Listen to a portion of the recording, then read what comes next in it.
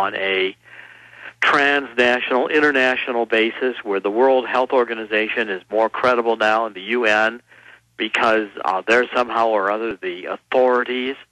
I don't see that the UN is going to protect Americans, not when the border's wide open and it's clear that the disease is, the hypothesis is the disease comes from Mexico and it's transmitted person to person, and yet the border is kept wide open. It makes absolutely no sense at all.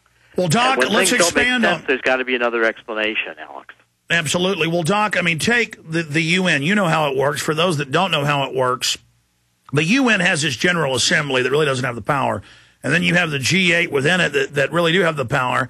But then different subunits of the UN structure, like the World Health Organization, is quasi-private. And if you go research it, most of its funding is Ford Foundation, Rockefeller Foundation. They're eugenicists. They're globalists. They're population reductionist, climate change pushers of this new religion. And they brag it's a new religion. They say the public needs one.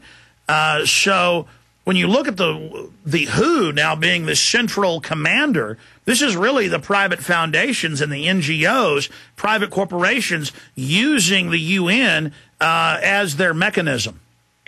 Well, there's no doubt that the UN is right at the center of this, and it's a power grab on behalf of the UN. The UN is probably the last organization in the world I'd want to be involved if there really were a worldwide health epidemic, because the UN would not necessarily make any decisions that would be in favor of protecting health of Americans. The perspective of the UN is worldwide, and it has its own agenda, which is to grab power. Absolutely. I don't see that the UN has ever made decisions within these various organizations where the primary interest is U.S. national security or U.S. economic or health security. All right, Doc, stay there. Final segment with Dr. Jerome Corsi, writes for WorldNetDaily.com. I'm Alex Jones with Infowars.com. Have you ever thought about what's in your shampoo, soap, or detergent? How about chlorides, dyes, ethanol, sulfates, sodium, formaldehydes, and more? Even fragrance can indicate the presence of some 4,000 separate ingredients, most of which are synthetic. Hi, this is Alex Jones. I was shocked when I discovered I could be inhaling these additives that can lead to coughing, wheezing, and shortness of breath, headaches, nausea, irritation of the skin, and mucous membranes. Now compare Cal-Ben Pure Soap, all natural, earth-friendly, no harsh chemicals, no animal testing. They're safe, and you save 85% of the money you're spending on cleaning products now. Start saving over $1,000 a year for your family of 4. Keep it natural.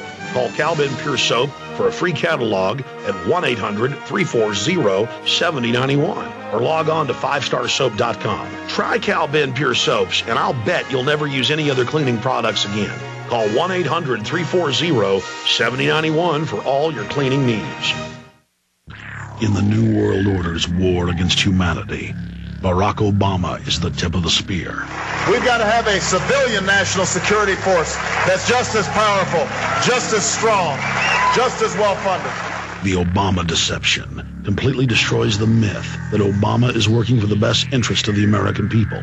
Well, Obama's already fudging. He's fudged since day one in this election. If you have a demagogue with a fanatical mass movement of personality cultists who is imposing the program of a group of extreme bankers and finance oligarchs, that's fascism. It's not about left or right. It's about a one-world government. This film documents who Obama works for, the lies he has told, and his real agenda. Get your copy of The Obama Deception today at Infowars.com or download it in super high quality at PrisonPlanet.tv. The Obama Deception. The people strike back.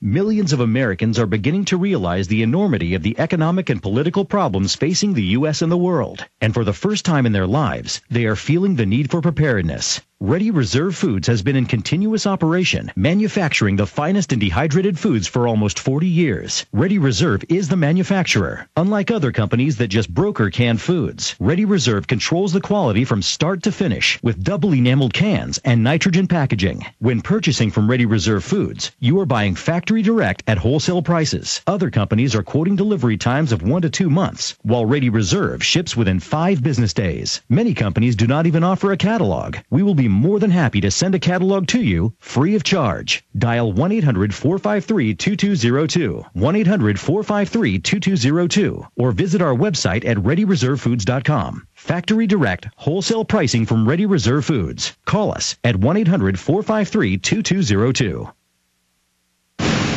Crashing through the lies and disinformation. It's Alex Jones, only on the GCN Radio Network. Dr. Corsi, a hot button issue with you because you've been attacked in national media by President Obama just for even coming on this wicked radio show and talking about the facts that sometimes governments do stage events or allow events to take place like the Gulf of Tonkin and things. We've now had a bunch of mainstream talk show hosts, including Michael Savage.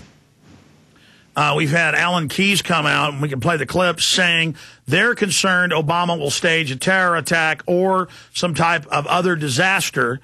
Ron Paul has said that here on the show. In case you haven't heard Michael Savage, let me just play a clip of this right now. Here's Michael Savage about a month ago. Now I'll make another prediction. I predict that very soon Obama will create a crisis along the lines of the Reichstag fire. I don't know what form it will take, but I believe that once the minions are seen for what they are, Rahm Emanuel and his gang will set off a Reichstag fire in this country of some kind, and they will recall the military dictatorship of Lincoln and Stanton during the Civil War when civilian suspects were arrested without warrant. I will tell you as I sit here, I fear that every night as I go to sleep. I put nothing past these agitators who have suddenly seized... All right, let's stop right there. I mean, if you look at the military buildup, the police state, all of this, I mean, the federal reports that came out, Dr. Corsi, saying the number one threat are veterans and gun owners, that we're terrorists, and the whole Homeland Security system was built for American patriots. What do you think about what Savage and others are saying?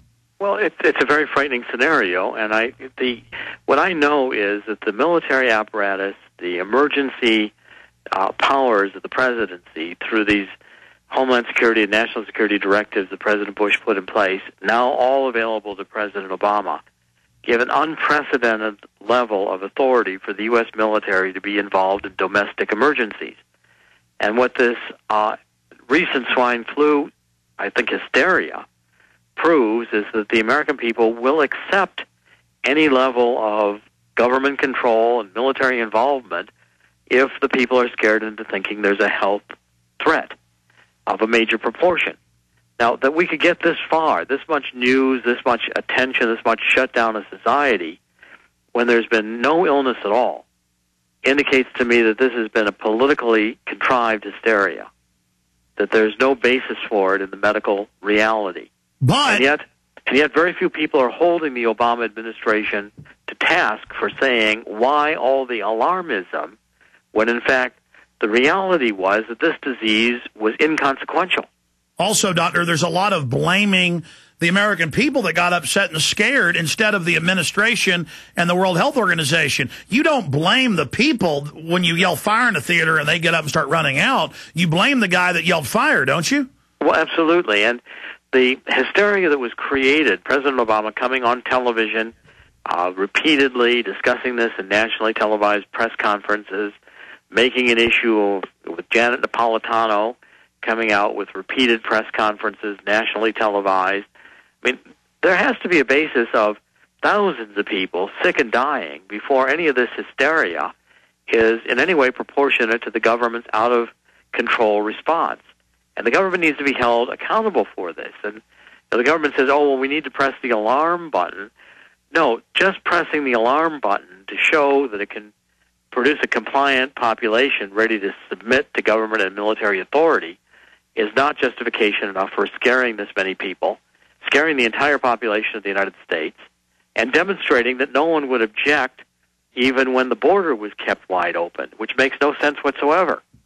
So, you know, if the powers that be want to see that the American people are already conditioned to accept martial law and continental or international control of a health emergency, this scare over swine flu proves the case.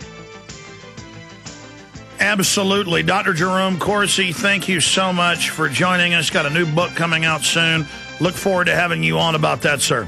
The America for Sale. It will be out in October. All right. Thank you so much, Dr. Corsi.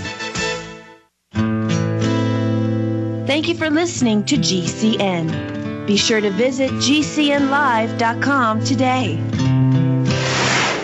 Hello, friends. This is Alex Jones. I've told you for a long time it's important to be self-sufficient.